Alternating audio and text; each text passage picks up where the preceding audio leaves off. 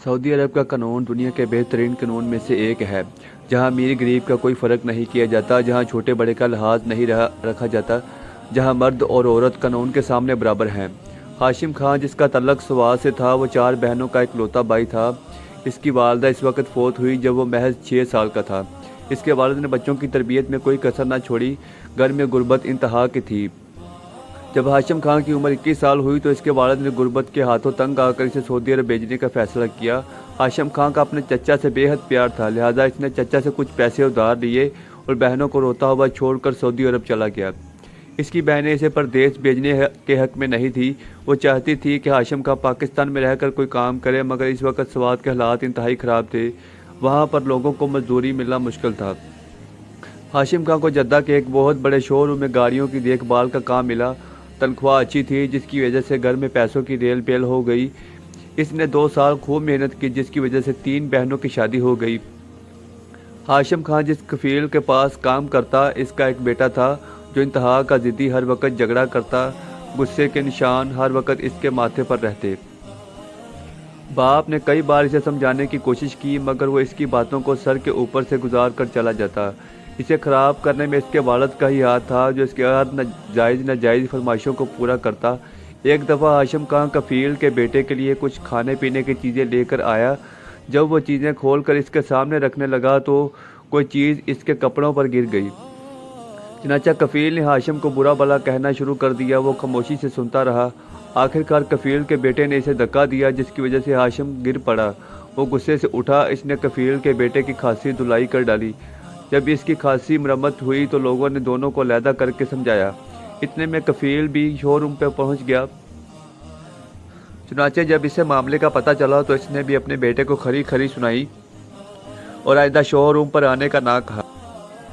Showroom पर तमाम गैर मुल्की खुश थे कि हाशिम खान ने सबका बदला ले लिया। कफील का बेटा लाड़ प्यार से पला बड़ा था। इसे किसी ने हाथ तक न लगाया था। मुलाजम की ज़्यादती वो कैसे भूल सकता था, लिहाजा वो हर सूरत हाशिम खान से बदला लेना चाहता था। वो बदले की आग में बाप को भी ऊंची आवाज़ में बातें सुनाता कि अगर आपको मुझसे प्यार होता तो फ़ौरन इस मुलाजम को निकाल देते। इसने आपके बेटे के साथ ज़्यादती की है, आपको अपने बेटे का ज़रा बराबर भी ख्याल नहीं। सऊदी कफील ने इसे समझाया कि मेरे बेटे, ये जवानी सब पर आती है, अपने गुस्से को कंट्रोल में रखो, वरना ये ना हो कि कल तुम्हें पछताना पड़े। वो गरीब मुलाजम है, अपनी मेहनत के पैसे कमाता है। तुमने इसके साथ जो कुछ किया, इसने इसका रिएक्शन तो देना था। मेरे बेटे, अपने बाप को किसी इम्तिहान में न डालना, अपने गुस्से को काबू में रखो। बाप की बातों का बेटे के ज़हन पर ज़रा बराबर भी असर न हुआ। चुनाचे वो वहाँ से उठकर चला गया। इस वाक़े को 15 दिन गुजर चुके थे। सब लोग झगड़े वाली बात को भूल गए कि एक दिन कफील का बेटा हाशिम से आकर कहने लगा, तुमने मुझे हाथ किस तरह से लगाया था, यहाँ से निकलो। इसके साथ ही इसने धक्के देना शुरू कर दिए। हाशिम खान इसे समझाता रहा, इसे प्यार से बात करता रहा, मगर कफील का बेटा आपे से बाहर हो गया।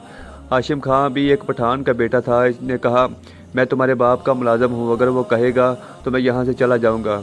कफील के बेटे ने हाशिम खान के चेहरे पर एक लगाई, जिसकी वजह से वो अपने होश खो बैठा।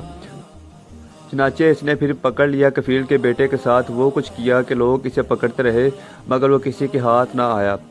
कफील का बेटा दफ्तर से एक पिस्तौल लेकर आया। चनाचे इसने आते ही 3 फायर किए, जिसकी वजह से हाशिम खान मौका पर ही चल बसा। हाशिम खान की हालत देखकर हर कोई सख्ती में आ गया। हाशिम खान को अस्पताल पहुंचाया गया, मगर इन्होंने जवाब दे दिया कि इसको फौत हुए 1 घंटा गुजर चुका है। सऊदी पुलिस ने कफील के बेटे को गिरफ्तार कर लिया। जब हाशिम खान के वालिद और इसकी बहनों को यह खबर पहुंची तो इनकी दुनिया ही उजड़ गई। वो अपनी बहनों का इकलौता भाई था। इसकी बहनें इस पर दिलो जान निशावर करती थी। वो अपनी बहनों को कफील के बेटे के साथ होने वाले झगड़े के बारे में बताता। इसकी बहनें इसे समझाती कि आप किसी झगड़े में ना पड़ना, बल्कि आप दिल लगा कर काम करना, जल्द से जल्द पाकिस्तान वापस आकर अपना कोई काम कर लो। मगर हाशिम की वफ़ात की खबर ने इन्हें हिला कर रख दिया। सऊदी कफील को जब पता चला तो वो जेल में अपने बेटे से मिलने के लिए गया। इसे कहने लगा, मैंने तुम्हें कितनी बार समझाया, मगर तुमने मेरी एक ना मानी। मैंने कहा था कि अपने दिल में किसी के लिए बुग़्ज़ ना रखना, बुग़्ज़ गुस्से को हवा देता है।